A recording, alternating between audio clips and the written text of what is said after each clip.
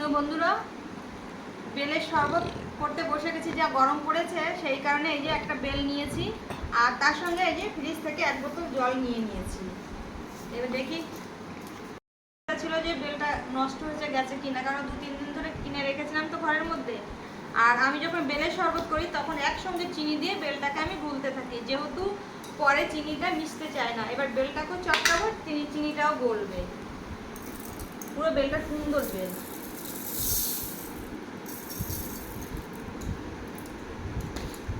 তো এখানে একটা বেলে 250 মতো চিনি নিয়ে নিয়েছি।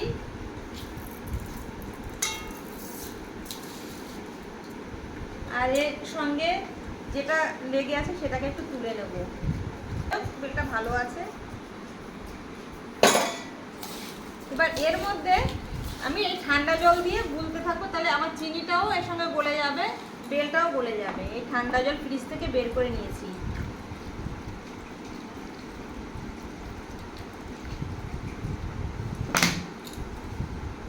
একসঙ্গে চিনিটাও গুলে যাবে আর বেলটাও গুলে যাবে।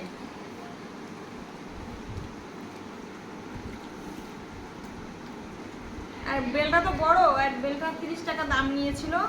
আর এরকম বড় একটা বেলে 2 গ্লাস হবে শরবত, বেশি হবে না। আর বেশি জল দিলে না শরবতে সেই টেস্টটা থাকে না, বেলের টেস্টটাই থাকবে না, তখন পানসে পানসে লাগবে, মানে কি খাচ্ছি বোঝাই যাবে না। 2 গ্লাস শরবত হবে।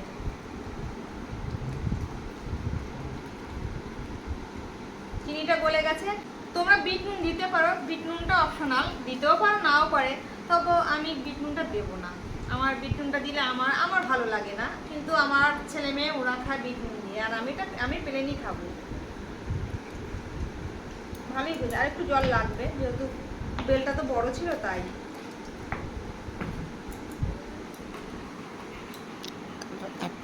পুরো একদম গলে গেছে, পুরো মিশে গেছে।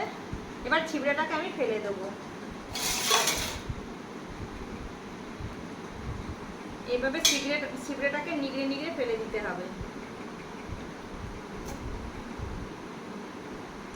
আর এই গরমকালে সবাই বেলের শরবত খাবে বন্ধুরা, তাহলে পেট ঠান্ডা থাকবে।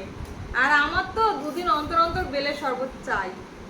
বেলের শরবত বলো বা দই লস্যি বলো, ঘরে পাতানো দই, যখন ইচ্ছা মন চায় একটু গরম লাগলেই তখনই খাই। তা বন্ধুরা, হয়ে গেছে আমার শরবত। এবার আমি গ্লাসে ঢেলে নেব। তা বন্ধুরা, 2টো গ্লাস নিয়ে এসেছি, আর বেলটা একটু বড় ছিল, 2 গ্লাসের বেশি হবে।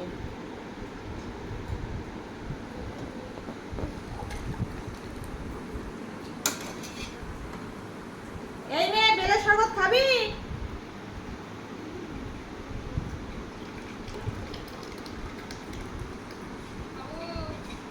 এই যে আয়, এই রেখে দিয়েছি। তো বন্ধুরা, খেয়ে বলছি কেমন হয়েছে।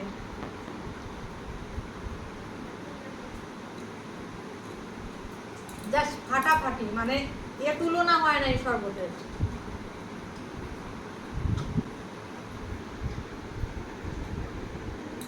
মেয়ের জন্য রেখে দিয়েছি, ছেলের জন্য রেখে দিয়েছি, ওরা যখন খুশি খাবে।